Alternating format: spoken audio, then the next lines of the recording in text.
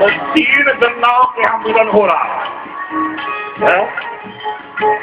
एक गंगा तो सदा यहाँ बाकी रहती गंगा, पर भक्ति की गंगा जब भक्त आते हैं स्नान करते हैं तब बहती है, जब यहाँ भक्ति पूजा पाठ करते हैं। और तीसरी गंगा जब यहाँ कथा होती है तो तीसरी गंगा भी आती है। और स्थूल रूप से तीन नदियों का संगम है, गंगा यमुना सरस्वती। और फिर ये तीन गंगाओं का संगम, और तीनों गंगाओं के तीन नदियों का संगम या नौ का संगम हो रहा है। भागीरथी गंगा में तीन चीजें मिल रही हैं, तीन का मिलन हो रहा ना, यमुना गंगा सरस्वती। भक्ति की गंगा में भी एक संगम बनता है। राम भक्ति गंगा की धारा है। भक्ति जो आप करते हैं, पूजा पाठ आराधना जप तप, उसमें कुछ नियम जो लेते हैं, एक करना और एक नहीं करना, विधि निषेध।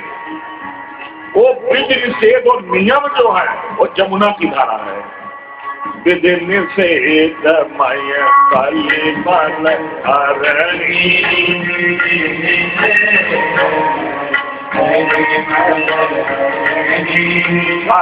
में कथा बनी बरनी।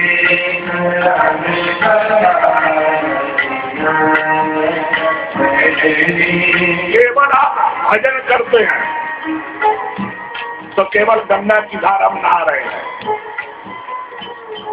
पर भजन के साथ साथ जो नियम करते हैं, सेवा करते हैं। एक नियम लेते हैं हमको ये नहीं करना, विधि माने करना है, निषेध माने नहीं करना। संत सेवा करनी, संतों का दर्शन करना, लोगों का भोजन कराना, दान करना, पुण्य करना, और झूठ नहीं बोलना, किसी का दिल नहीं दुखाना, निंदा नहीं करना, किसी से द्वेष नहीं करना। एक करना और ना करना, यही जमुना की धारा है।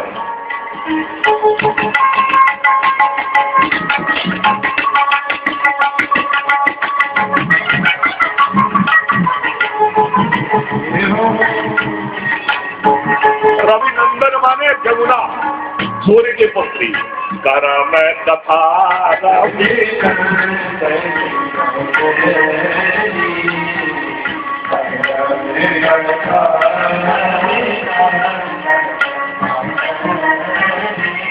आप भजन करते हैं और उस समय जो सेवा करते हैं, जो कुछ त्याग करते हैं, सब नहीं करना, और जमुना की धारा। और इन दोनों के साथ जो विचार करते हैं, चिंतन करते हैं, वो सरस्वती की धारा। सरस ये ब्रह्म विचार,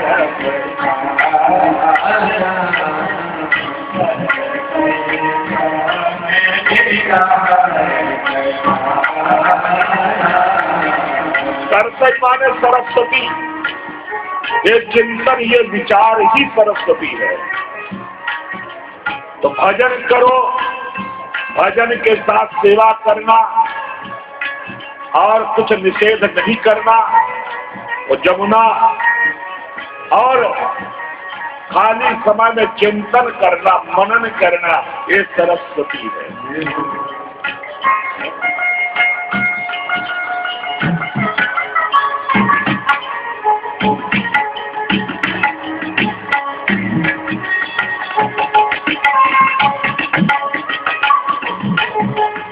तो भागीरथी, गंगा, जमुना और सरस्वती मिली एक संगम।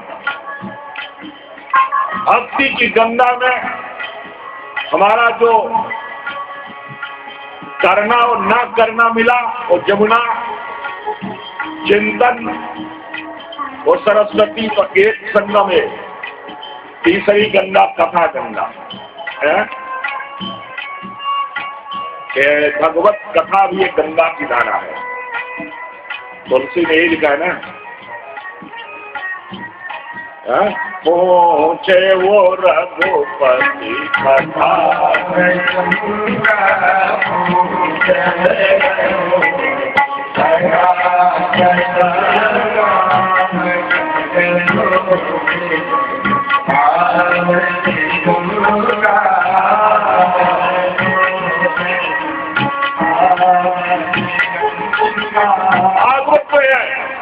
पुरुषां तीर्ण पुनात ही तत्पाद सलिलम यथा। सुखदेव जी ने कहा, राजन, भगवत कथा संबंधी जिज्ञासा श्रोता, वक्ता और पृच्छा पूछने वाले तीनों को पवित्र कर देती है, जैसे भागीरथी गंगा पवित्र करती है, ऐसा ये कथा गंगा भी पवित्र करती, भागवत करता है।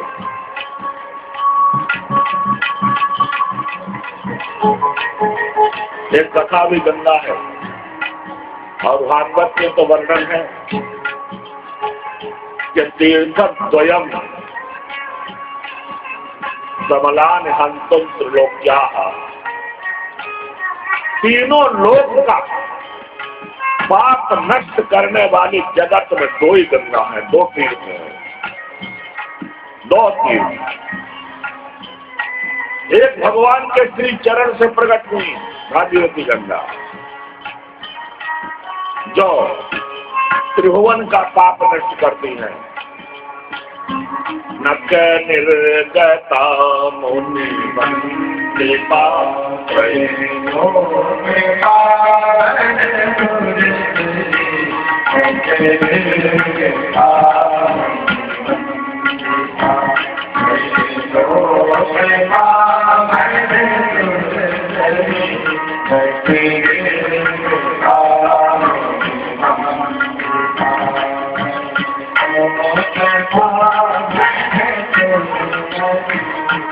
चरण से निकली हुई गंगा, यही चरणन से निकली सुरसरी है। यही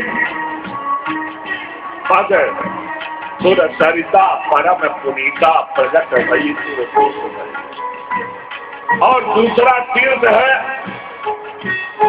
एक तीर्थ गंगा है जो भगवान के श्री चरण से निकली, और दूसरा तीर्थ श्रीमद् भागवत है जो भगवान के श्री मुख से प्रकट हुई है।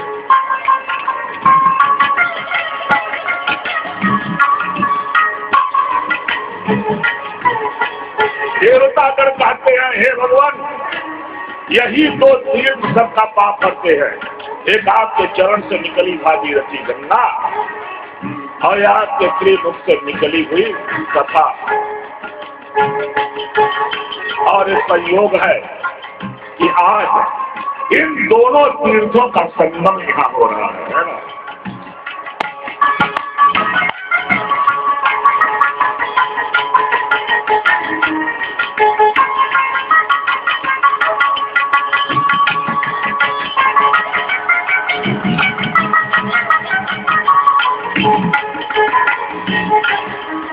कथा गंगा में भी वही विधि निषेध, कथा सुनने में सावधान रहो,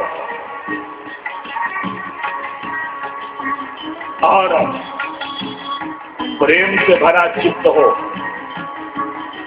यही जमुना है। विधि निषेध कथा में क्या करो क्या नहीं करो, इसका पालन करना ही जमुना है, जमुना की धारा। और कथा सुनने के बाद उसका मनन करना, यही सरस्वती की धारा है।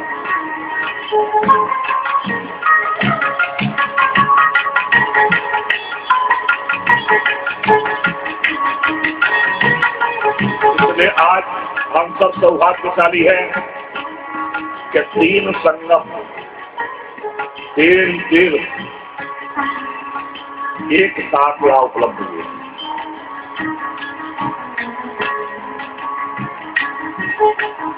और इनका लाभ जो न ले तो चूक गया। गंगा नहाओ, दर्शन करो संतों का, हरि नाम की माला जपो, भजन करो,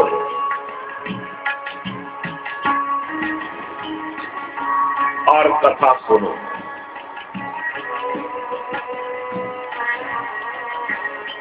ऐसा योग, ऐसे तो भागवत की कथा ही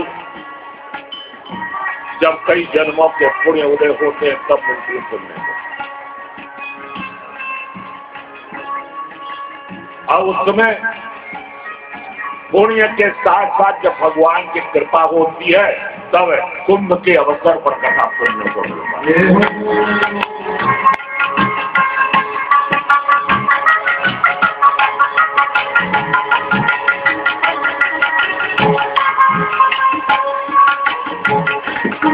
इस समय हमारा पुण्य और प्रभु की कृपा का भी संगम हुआ है।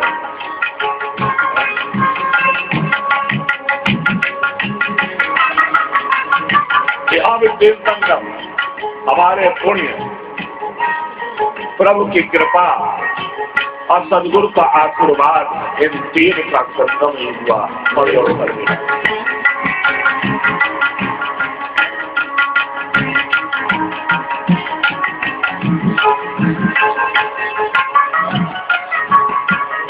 निमित्त बने हमारे दो जजमान। पिछले साल ही इन लोगों का भी संकल्प हुआ, सिखाया, साल भर अंकुरित होता रहा।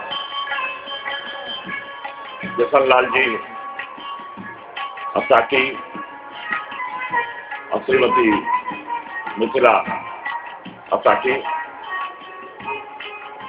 और श्री कंधारी लाल जी तिवारी और निर्मला तिवारी, श्रीमती निर्मला तिवारी, एक वर्ष पहले ही इनको कथा सुनने का बीज बोया गया था, है ना, बोल गया था। 4 वर्ष वहां से रखा अंकुरित हुआ, आज वो वृक्ष के रूप में दिख रहा है।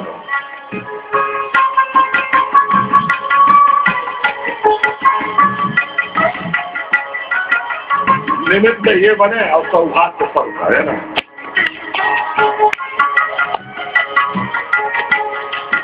सौभाग्यवाद हम सब हैं जो उसको न रहे, जो 7 दिन सुनेंगे पूरे,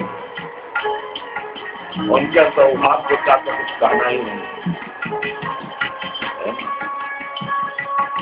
जो 1 दिन 2 दिन सुनने के उनके सौभाग्य का ही वर्णन नहीं है। इस वक्त बांकेलाल जी अब हमारे यह तो हर दफा के जजमान है ना, और कहते जब कोई न बोले तो हमारे जजमान है। कोई आगे आ गया तो कहते अवसर दे उनको। 10 तारीख को मौनी अमावस्या है, कुंभ पर्व 10 तारीख को, 10 फरवरी को। उसके पहले कथा हो रही है, 9 को समाप्त को, 10 को मौनी स्नान, और फिर स्नान के बाद ही कथा सुनो। स्नान के पहले कथा सुनो और स्नान के बाद ही कथा सुनो। इसके भी जजमान सागर से आ रहे तिवारी जी है हमारे, भाई राजकुमारी भाई, जैसे पूरा यहाँ तिवारी जी को भी, दोनों तिवारियों को जोड़ने वाले, जाने की सुनने वाले।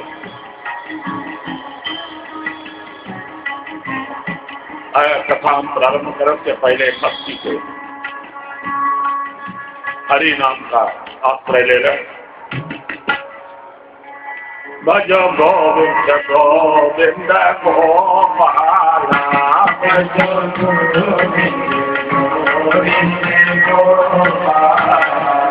भज मुरली मनोहर नंदलाला भज गोविंद गोविंद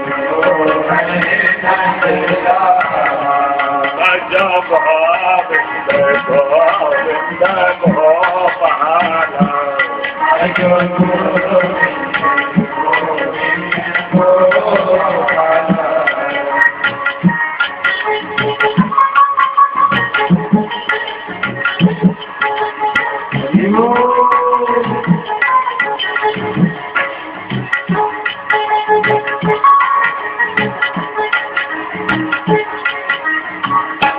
यहाँ तो गंगा के तीर से रघुवीर का स्मरण करो, भजन करो, है ना। तुलसी ने कहा कैसा करो तो गंगा जी विमल मती दे देगी। सुरसर सब तीर तीर सुमिरत रघुवंश दी है।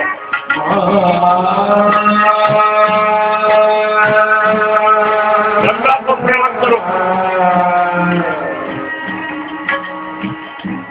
गंगा जी को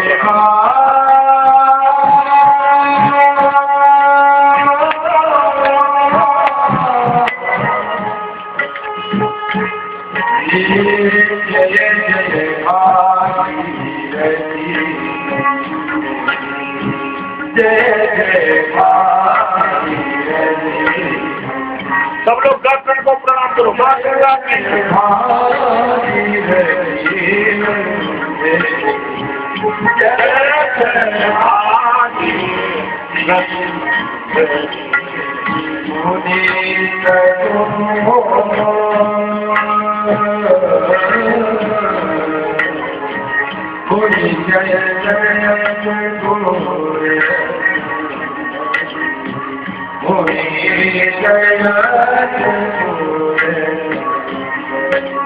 जय जय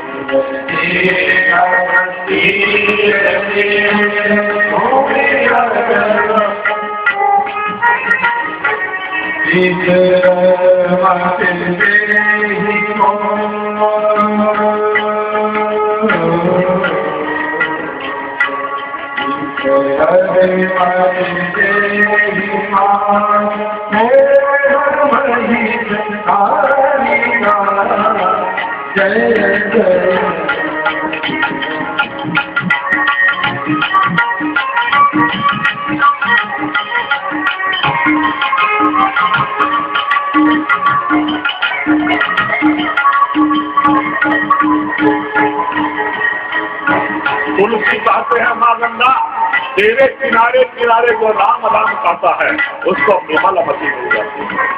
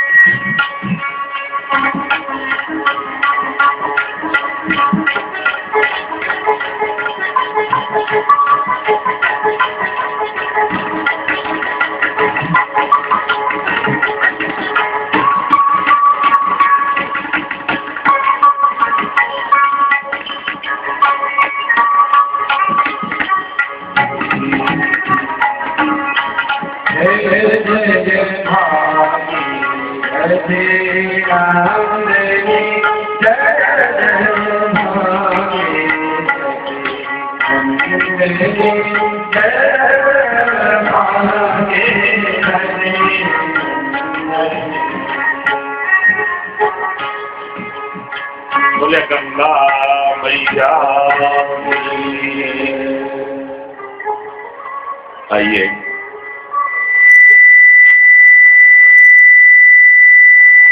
श्रीमद् भागवत की जो कथा श्री सुखदेव ने महाराज परीक्षित को सुखकाल में सुनाई थी, वही कथा सौनक जी के पूछने पर नैन सारणी में सूत जी ने सुनाई। सबसे पहले सूत जी ने भगवान श्री कृष्ण को प्रणाम किया है। आइए हम सब भी भगवान श्री कृष्ण को प्रणाम करें। श्री कृष्णाय वयं नमः। भगवान कृष्ण को प्रणाम करने से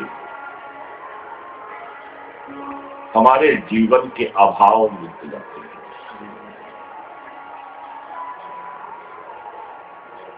जो अभावों का दुख है, ना होने का दुख है, वो समाप्त होता है। जो नहीं है वो कृष्ण की कृपा से मिल जाता है।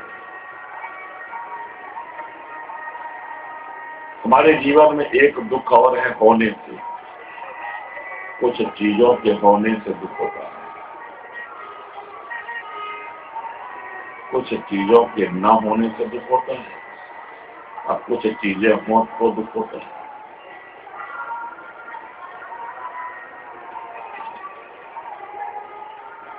अब होने से क्या दुख होता है? बोलो, होने से क्या दुख होता है? अरे शरीर में फोड़ा हो जाए तो दुख होगा कि नहीं होगा? तो होने का दुख है। भोजन ना होने का दुख होता है। भूख लगी है, भोजन नहीं मिल रहा है, दुख।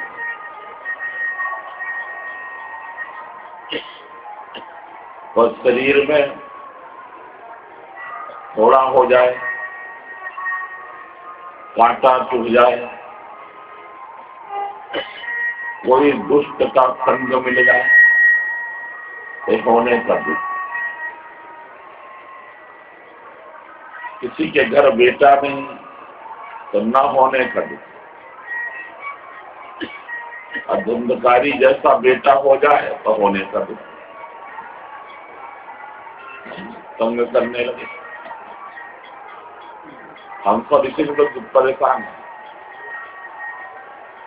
ये तीन तरह के दुख जीवन में। ना होने का दुख, फिर हो जाए तो होने का दुख। भागवत जो आपको देव जी की कथा यही है। बहुत अच्छे ब्राह्मण हैं, सब कुछ है, लेकिन उनके पुत्र नहीं है, तो उसका दुख है। फिर महात्मा की कृपा से, है ना, उनके जिद के कारण महात्मा ने कहा कि तुम्हारे पुत्र सुख नहीं है, पर हट कर दिया, युद्ध कर दिया। हठ करने से जीवन में दुख आता है। संत से, सदगुरु से, इष्ट से प्रार्थना करना, निवेदन करना, पर जिद मत करना, हठ मत करना।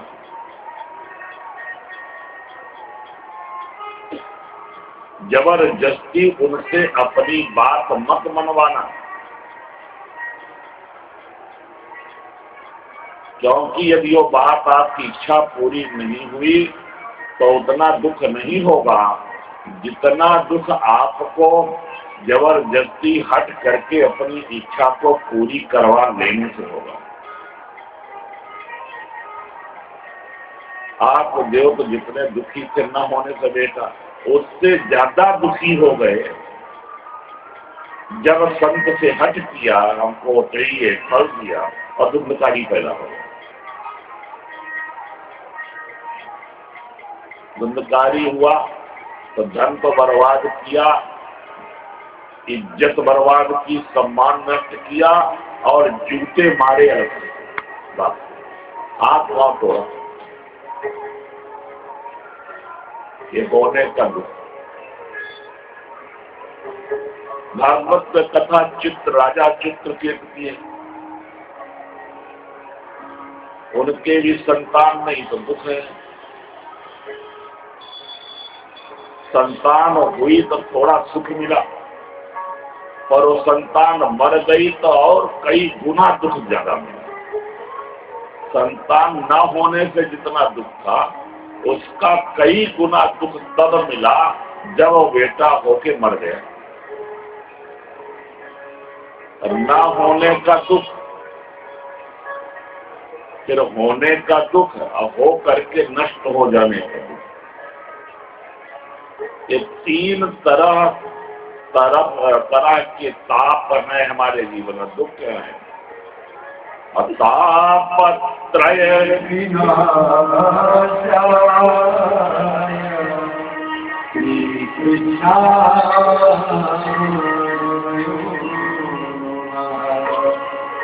ये तीनों तरह के तापों से, दुखों से छुटकारा पाने के लिए एक ही उपाय है कि भगवान कृष्ण को नमस्कार करो, प्रणाम करो, भक्ति करो।